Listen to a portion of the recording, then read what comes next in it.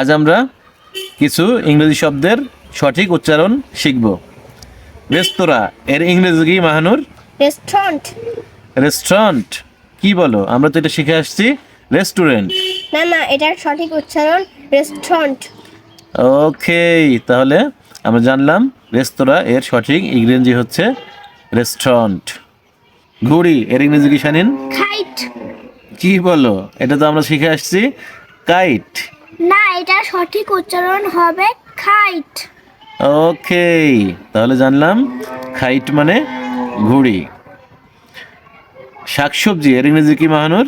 Vegetables. Vegetables কি বলো? এটা তো আমরা জানি ভেজিটেবল। না, এটার সঠিক উচ্চারণ হবে ভেজিটেবলস। ওকে, তাহলে আমরা জানলাম শাকসবজি এর সঠিক ইংরেজি হচ্ছে ভেজিটেবলস। পদ্ম এর ইংরেজি কি শানিন? লোটাস। লোটাস, দারুণ ব্যাপার। আমি তো জানি লোটাস মানে পদ্ম। না, এটার সঠিক উচ্চারণ হবে লোটাস। ওকে, তাহলে আমরা শিখলাম পদ্ম এর সঠিক ইংরেজি হচ্ছে লোটাস।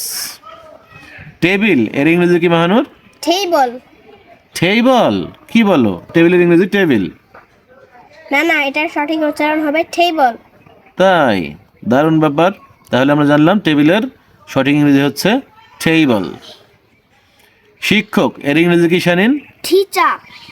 টিচা, টিচা মানে শিক্ষক কি বলো? আমরা তো জানি শিক্ষক এর ইংরেজি হচ্ছে টিচার। না, এটা সঠিক উচ্চারণ হবে টিচার। তাই, তাহলে আমরা শিখলাম শিক্ষক এর ইংরেজি হচ্ছে টিচার।